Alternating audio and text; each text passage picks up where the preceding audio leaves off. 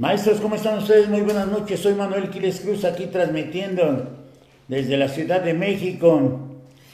Ya estamos en la segunda semana de trabajo y 3 semanas atrás empezaron con la semana de actualización, después el consejo técnico, la primera semana de trabajo y esta es la segunda semana del trabajo.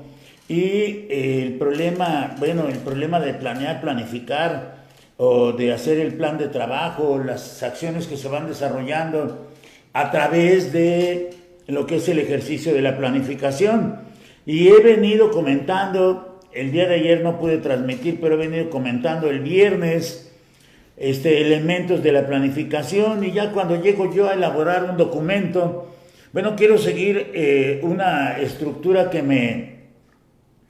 me compartió una educadora, Adriana Elide Gutiérrez Islas. Es una educadora joven que empezó a trabajar conmigo cuando ingresó a la Escuela Nacional para Maestras de Jardín de Niños, la famosa Nacional de Educadoras, y empezó a elaborar un texto, ya ahora teniendo ya 8 años de experiencia en el trabajo con maestros. Y el texto, bueno, pues versa sobre cuestiones generales en el sentido de datos de la escuela. Por ejemplo, siempre identificamos la escuela, pero inclusive el grado y el grupo que vamos a atender, así como la fecha en la cual yo voy a hacer el ejercicio de la planificación. Pero en la segunda semana que trabajaron ustedes en el consejo técnico, porque en la primera semana, el último día, trabajaron el ejercicio de planificación, y en la segunda trabajan el consejo técnico a través de fichas. Regresando a la primera semana, el último día, ahí pudieron haber elaborado una descripción del contexto externo y una descripción del contexto interno, porque esa fue la manera en que los estuvieron llevando. Y en la descripción del contexto externo, ahí tenían que enunciar las características del entorno familiar, los tipos de familia, por ejemplo. Habría que conocer tipos de familia o estilos disciplinarios que prevalecen. Si no los conocemos, pues no los puedo identificar.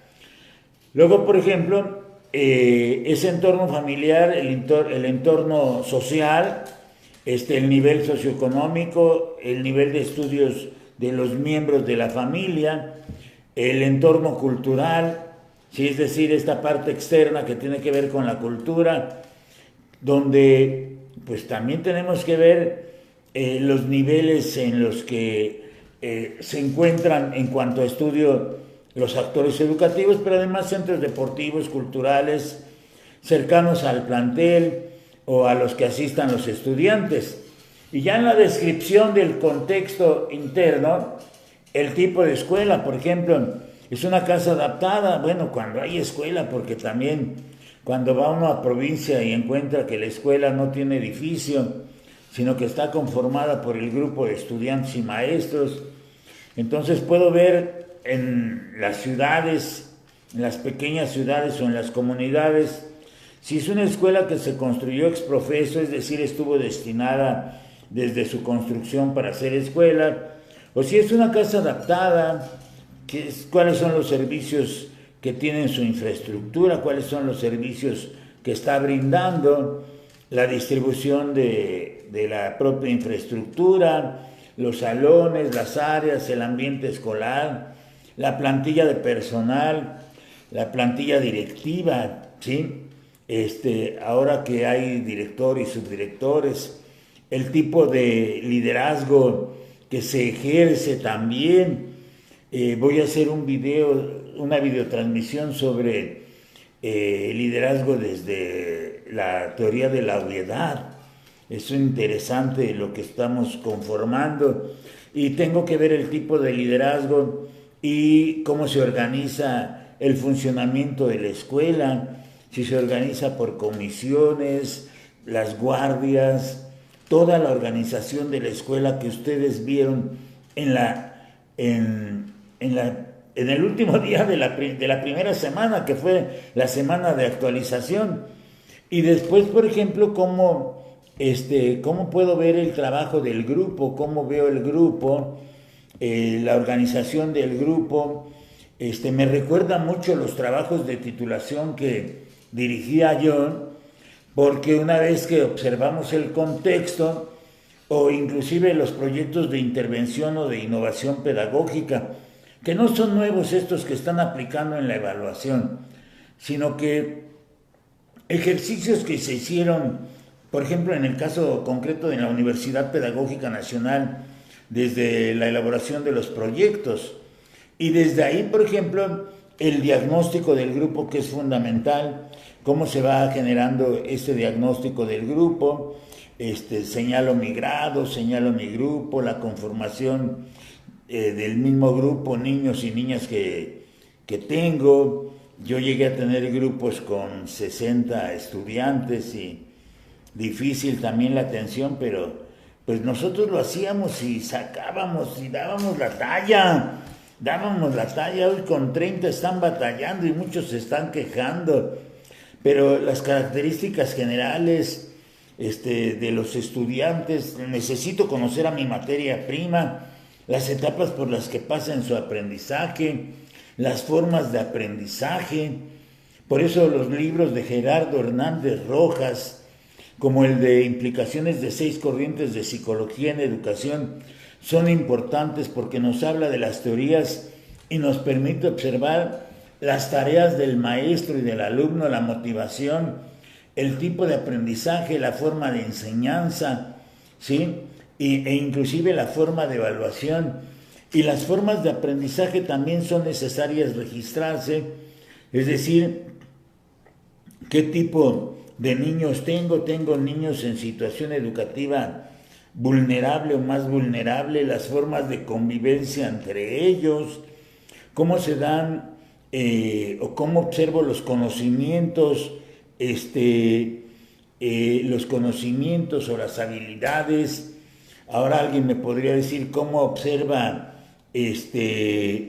las competencias, porque en el documento de aprendizajes clave, desde mi punto de vista, hay un enfoque competencial muy fuerte, pero también tendría que observar el maestro los estilos de aprendizaje, los logros y las dificultades de los estudiantes, y esto observarlo desde los campos formativos.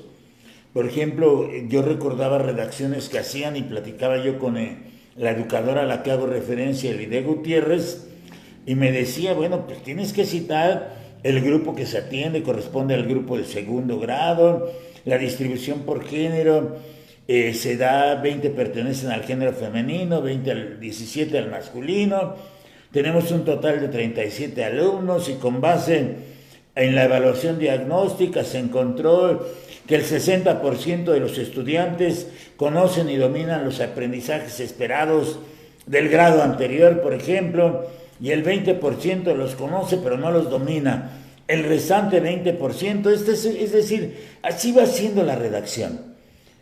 Así van haciendo la redacción y van colocando todos los datos.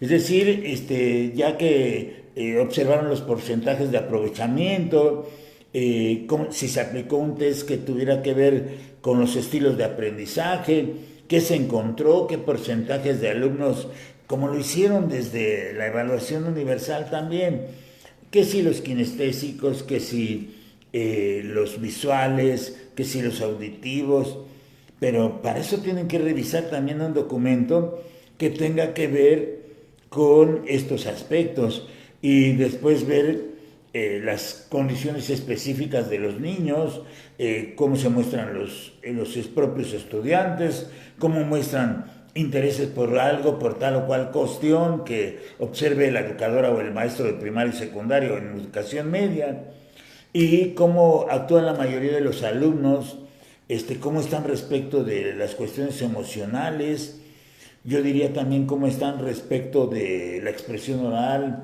o de la expresión escrita, y todo lo tengo que hacer en una redacción. Aunque también me dicen, puedes hacerlo, esto es lo que me recomendaba esta educadora, Elide Gutiérrez, puedes hacerlo, maestro, en forma de una lista o a renglón seguido, y eso depende del estilo. Pero también, una vez que ya has procedido de esta manera, ahora viene la parte metodológica, donde van a marcar la situación de aprendizaje y el nombre de la situación de aprendizaje.